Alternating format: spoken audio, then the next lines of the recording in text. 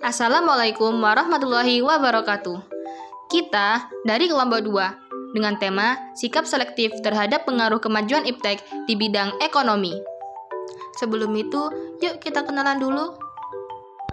Saya Malisa Martasari, absen 3. Saya Nuril Umi Hamdi, absen 29. Saya Tiara Rahmawardana, absen 32. Yuk kita mulai materinya. Iptek. Kalian tahu nggak sih apa itu iptek? Iptek yaitu hasil karya manusia yang dasarnya dipergunakan untuk membantu keperluan manusia dalam kehidupannya.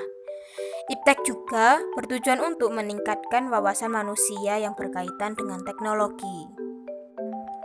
Asal kalian tahu, semakin tinggi perkembangan teknologi informasi, maka semakin tinggi pula pertumbuhan ekonomi negara.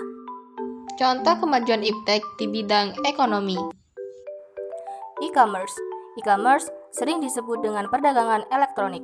Pengertian dari e-commerce itu sendiri yaitu penyebaran, pembelian, penjualan, pemasaran barang dan jasa melalui sistem elektronik atau jaringan komputer lainnya.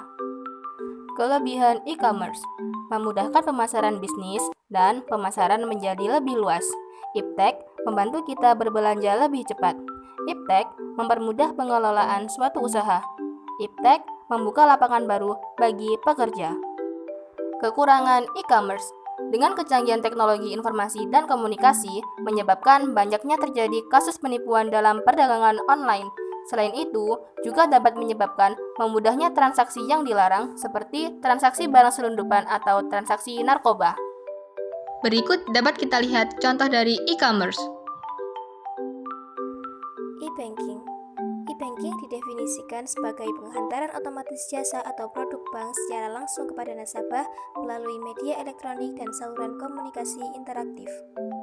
Kelebihan e-banking. Transaksi menjadi lebih praktis, bisa diakses dari gadget sehingga menghemat waktu dan biaya operasional. Nasabah bisa melakukan banyak transaksi keuangan, membuat dan mengatur jadwal transaksi dalam satu waktu sekaligus. Nasabah juga bisa mengajukan pinjaman KTA, KPR, KMG secara online dengan mudah. Kekurangan e-banking. Adanya kejahatan cyber oleh hacker yang menyebabkan rawannya pencurian dan penyadapan data, serta dapat menimbulkan serangan malware atau virus yang menyebabkan kerusakan pada smartphone. Berikut dapat kita lihat contoh dari e-banking. Yuk kita simak percakapan berikut ini. Pada suatu hari, Tiara, Tata, dan Nuril lagi ngopi di sebuah kafe. Mereka sedang membicarakan sesuatu mengenai masker organik ilegal yang sedang marak saat ini.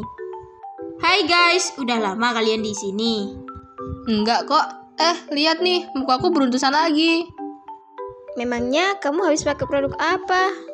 Itu loh masker organik yang ada di all shop. Hati-hati. Sekarang ada banyak masker ilegal yang dijual bebas loh. Kemarin aku lihat berita itu di televisi. Oh ya? Aku baru tahu berita itu. Padahal aku udah beli banyak loh. Oh iya guys, kemarin aku juga beli barang lewat all shop. Tapi barangnya nggak sesuai dengan pesananku. Jadi kesel deh. Masker organiknya buat kita aja, gratisan ya, hehe. Kalau barang yang nggak sesuai bisa diretur kok. Kalau kamu belinya di aplikasi yang terpercaya, biasanya ada retur barang. Jadi misalnya barang yang kamu pesan gak sesuai, nanti bisa diganti. Kalau misal gak ada barangnya, uangmu juga bisa kembali. Oh begitu ya, makasih ya informasinya. Lain kali kalau kamu mau beli sesuatu lewat media online, harus lebih hati-hati ya. Kamu harus bisa lebih selektif dalam menghadapi perkembangan iptek ini. Hah? Selektif? Selektif itu apa? Selektif itu sikap untuk memiliki dan menentukan alternatif yang terbaik bagi kehidupan diri kita sendiri. Oh, begitu ya. Berarti kalau kayak Tiara tadi, kita harus bisa teliti. Jangan sampai nih kita jadi rugi cuma gara-gara tergiur barang yang lagi viral. Nah, benar. Kalian juga harus hati-hati kalau kirim uang lewat rekening ke penjualnya. Soalnya banyak banget orang yang kena tipu. Terus banyak juga kejadian pembobolan ATM oleh pihak yang tidak bertanggung jawab. Wah, sekarang zaman sudah semakin canggih ya. Iptek juga semakin maju. Harus selektif banget nih. Iya, betul itu. Sikap selektif terhadap pengaruh kemajuan iptek di bidang ekonomi. 1. Teliti ketika ingin membeli barang online dengan melakukan cek alamat toko, nomor telepon, dan lain-lain.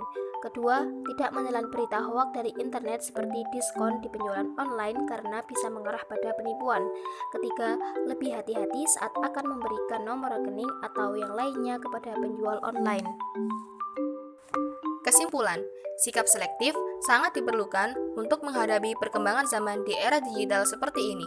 Penggunaan iptek harus bisa dikendalikan agar tidak ada pihak yang dirugikan. Sekian, terima kasih. Wassalamualaikum warahmatullahi wabarakatuh.